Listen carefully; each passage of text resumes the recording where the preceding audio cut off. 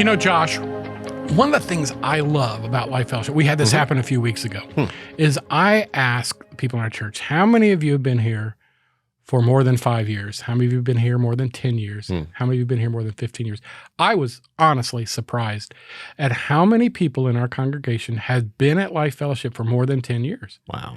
Because as I said in one of our previous episodes, the average person is changing churches right now about every 3 years. It used to be 5, now it's 3. Yeah. And so it kind of 10 years is a big 10 years is a long commitment. Yeah. Yeah. I mean, it's longer than most marriages are lasting these days. So, so I thought, well, what is that? Why is that? Is that good? Is it? And I wanted to say, I think it is good. Yeah. I think it is good. And so I kind of want to do this episode after we've done a couple of episodes recently on why you should leave a church or why you should stay at a church. What are some good reasons to stay at the church? Yeah, just bearing down, people have asked me, I just passed my 40th wedding anniversary. Oh, congratulations. Yeah. Well, ask my wife if she feels congratulated. but we've gone through some tough times, not necessarily as much as relational, but we lost 3 babies. We've moved 4 or 5 times over the course of the years. I've worked at 3 different churches. Actually 4 different churches. And so those were always stress factors. Yeah. She lost her father. We've had kids grow up and move away and, raising kids. And so there've been these ups and downs. But I think one of the things I enjoy about having been married 40 years is that I've been married 40 years. Yeah. We got history. Yeah. We can sit down and talk about the goodness of God in the past. We can talk about the stupid things we've done and we survived. We can talk about how we lost hope and refound hope. And in doing so, it creates a comfort. I mean, you can look at me. I look like a 73-year-old guy, not a 63-year-old guy. Oh, yes, I do, and I know it. You're just trying to be kind and no sense because I look in the mirre. I don't think you look older than 60. If you saw, I would have said 60, but I don't feel like you look 75 The check is in the mail. Okay. But the reality is, if you look at the wedding picture of my wife and I, we look like Barbie and Ken. I mean, I weighed about 125 pounds, literally, and she had this bright blonde, gorgeous, natural blonde hair and big poofy sleeves and hat because that was cool in the 80s. And, and you like Napoleon Dynamite, liked her sleeves. Oh, yes, I did. And so, we look at those wedding pictures and say, wow, man, we have really, really changed over the years. And that being the case, though, there's this comfort now in our relationship. Like, we know we're not going anywhere. Yeah. And it ought not be a comfort where it takes each other for granted, but it ought to be a comfort that comes with like your favorite chair, your favorite meal, your favorite, and there's a stability. There is. And, I kind of feel that way about my church. I've been a member here for 14, and I kind of have this thing, like my first church I was part of was over almost 18 years. Next church, I was there for 17 years. I like that. Yeah. I like being a part of something for a long time. I'm now just finishing up my 14th year here. And so it made me think, what is there about staying at a church that's a good thing? So I just kind of came up with a little list. All right. So here's my first thing. There's spiritual growth that comes through consistency.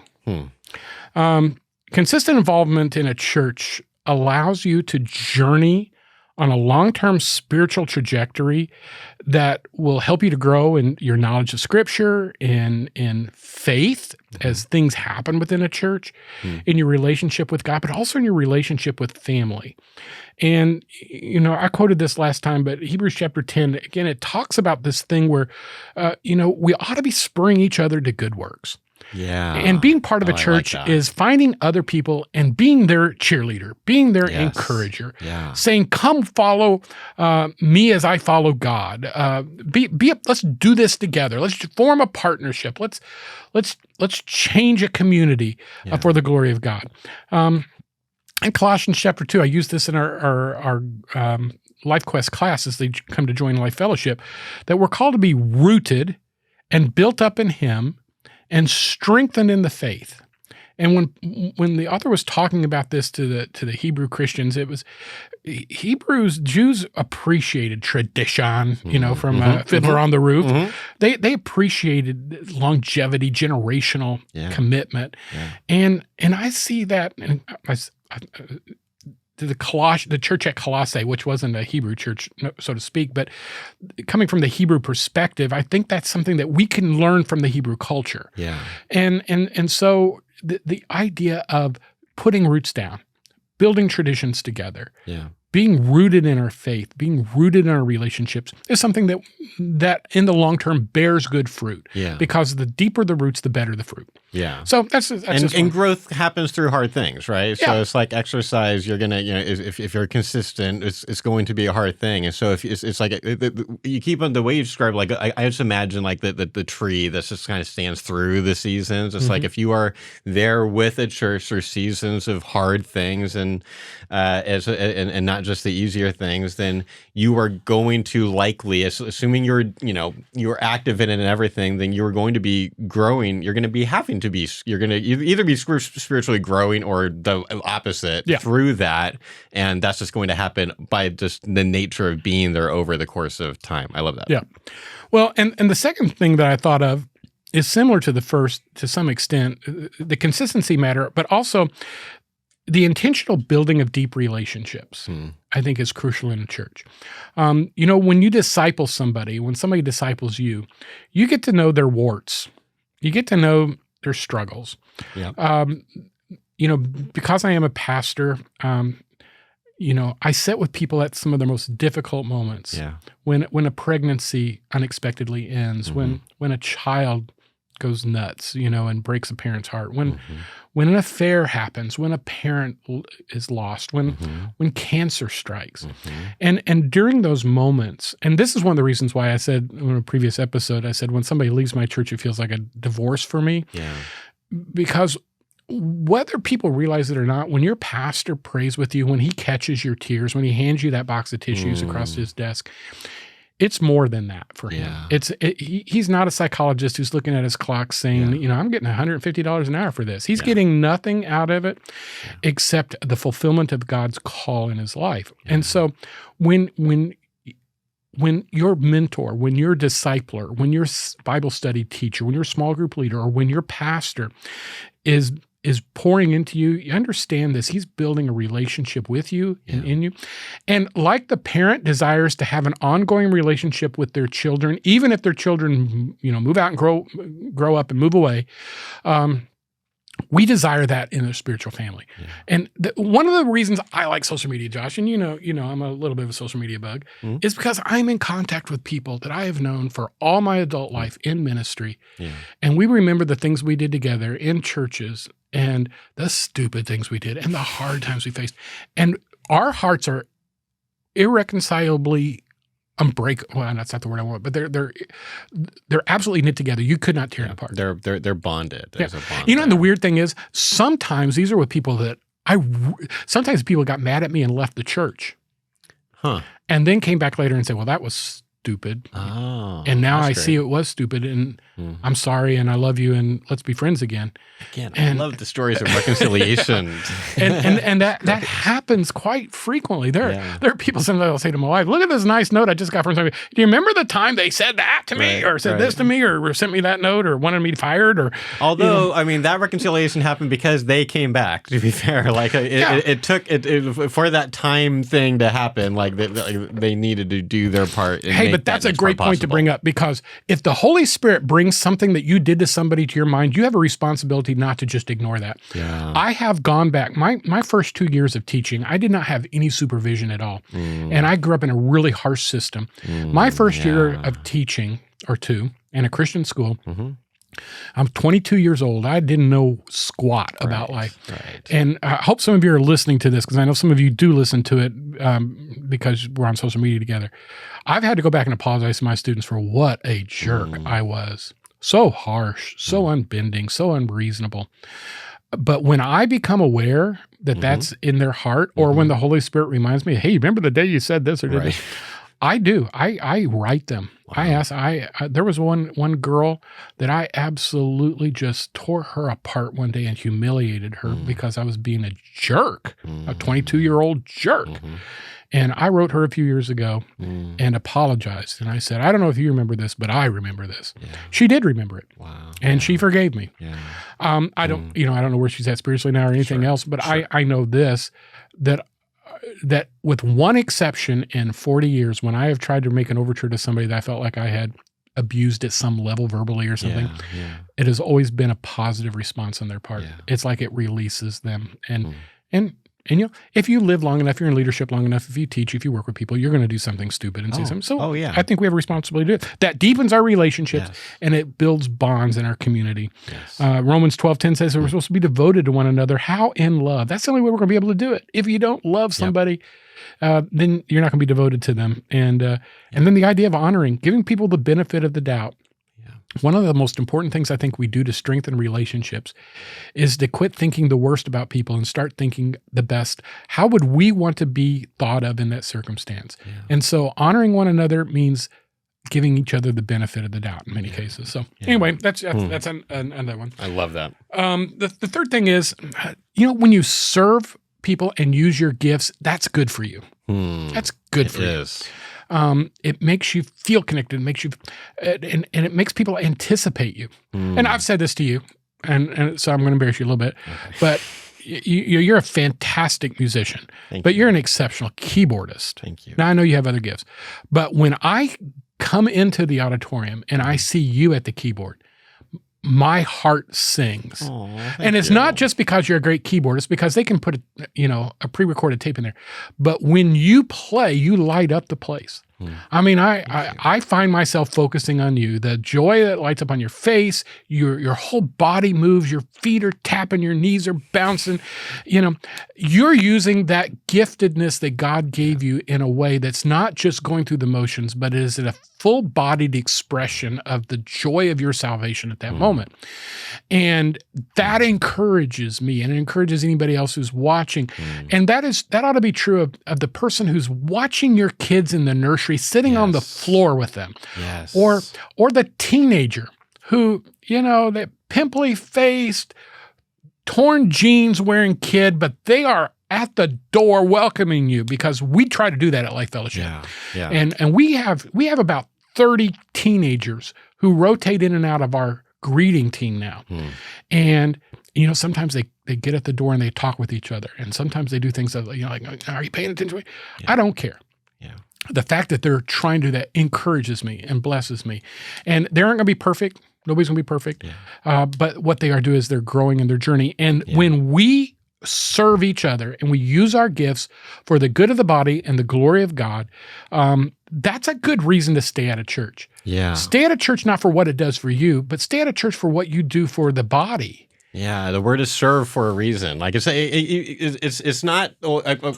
Thank you for what you said. I'll say, and just because there might be the elephant in the room. I've stepped back from worship team for the most part for this year, just because I have been sort of doing it since I was 11, and kind of Jason. And you've got a full-time ministry. It makes you travel the country. There's been a lot of things, but I love that.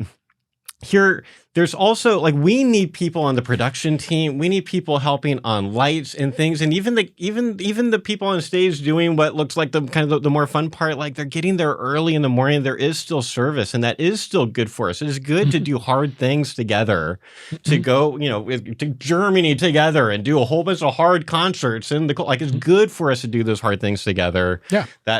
Absolutely. Yeah, you don't remember the easy things, do you? But you do remember the hard things. No. And I love that. I was talking to somebody who's on our tech team, and they have to get here sometimes 6:30, 7 o'clock in the morning to set things up. That's early. That's before I get here.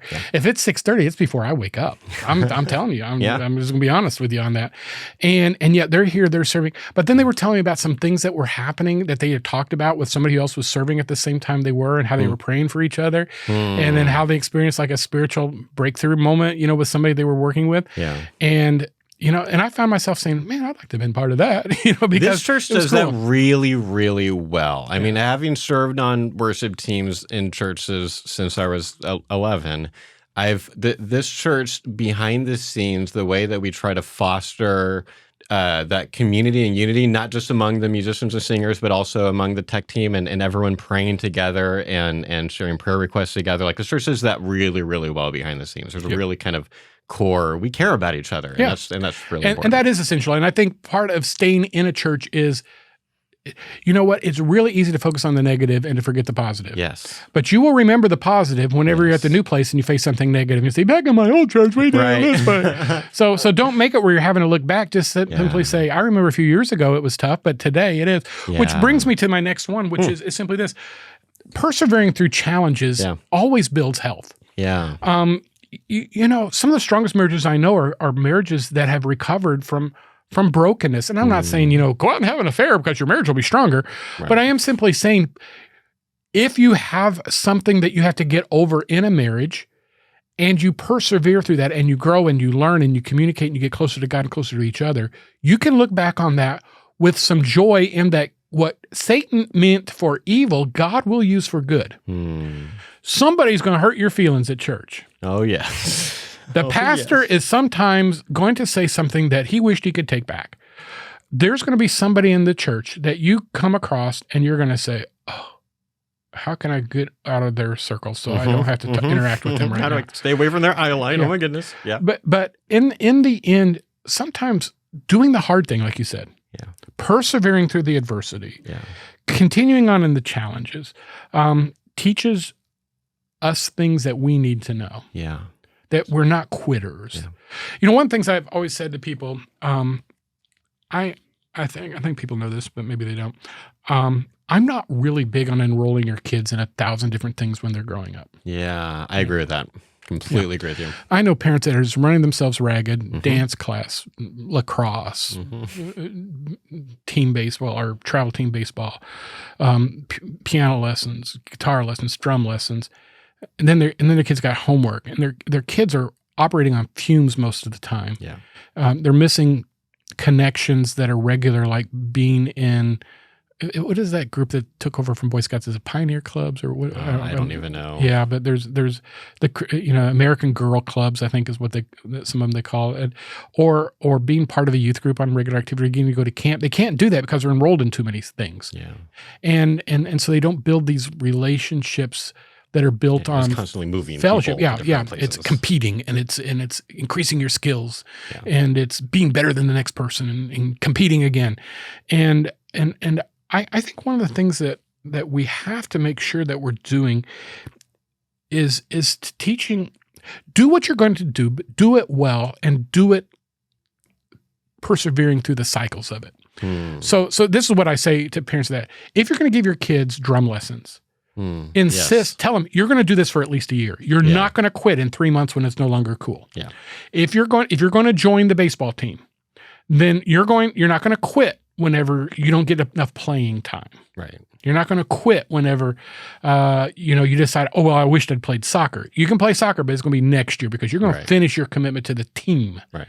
And persevering through challenges, persevering through the passage of time, persevering through our own fickleness, I think teaches character, and it's good for us and it's good for the body. Yeah. So absolutely. Anyway, all right. In the time that remains, just let me pop through a couple more.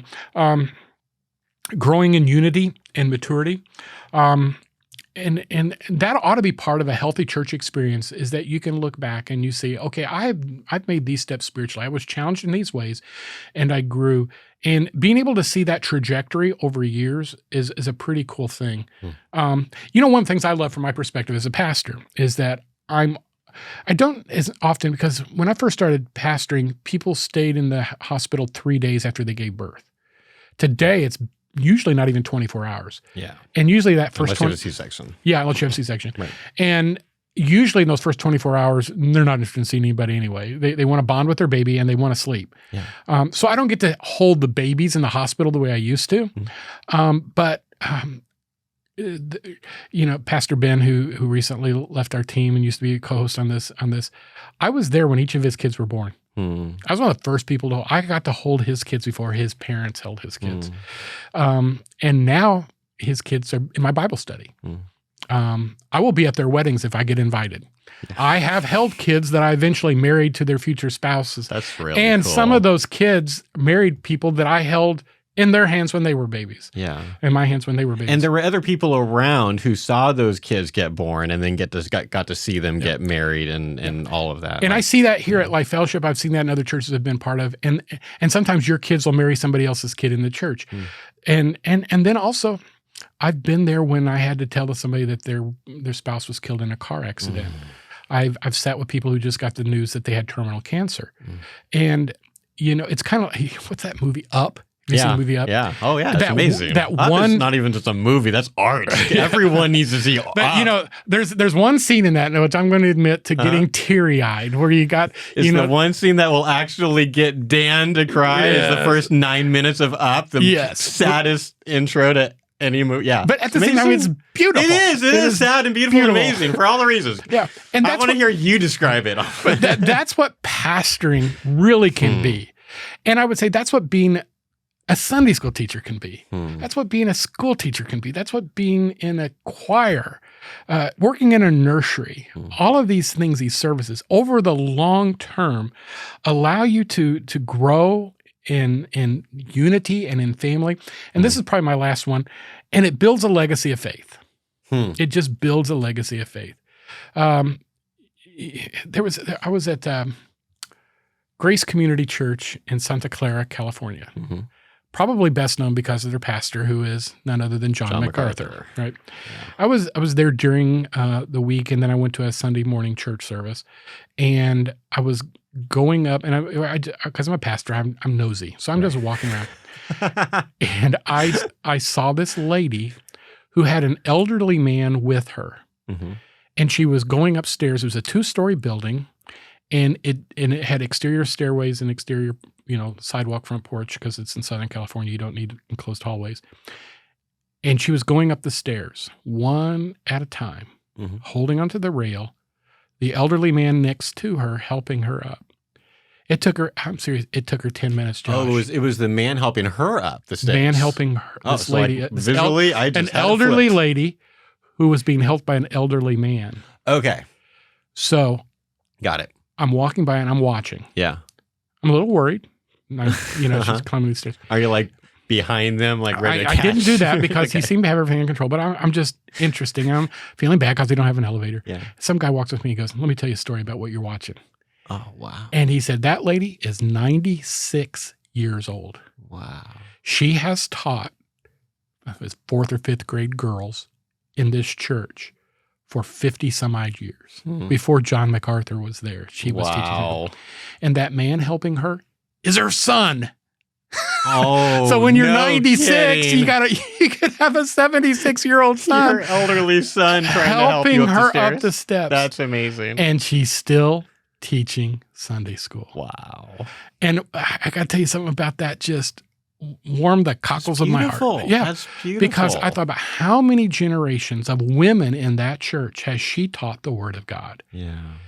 And, I'm sure over 50 years of being part of that church, there were many times when she said, I have had it. Yeah. I am done. Yep. Nobody appreciates me. I don't even get an elevator to be able to climb the stairs.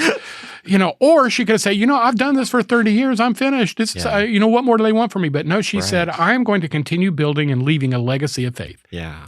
And to me, that was just a beautiful, beautiful picture. Wait, that's a lot. That's not even just her showing up and having to climb all those stairs. That means that she's prepping in between the services. She's spending time as a 97-year-old or whatever, like preparing what she's going to talk about at the next thing, or having contact with the people in the group. That's beautiful. It's amazing. So that story happened 20 years ago.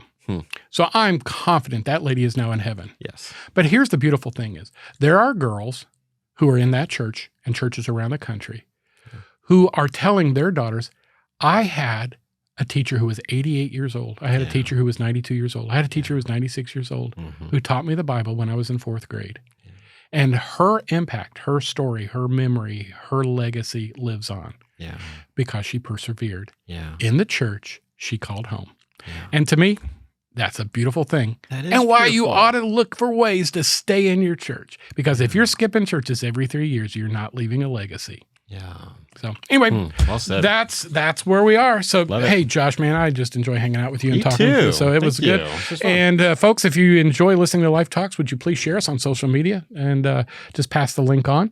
Talk about it with your friends and neighbors. Have a conversation with your kids in the car on what we talked about. And give us suggestions, if you would, at lifetalks@lifecharlotte.com. But until next time, thanks as always for joining us here at Life Talks.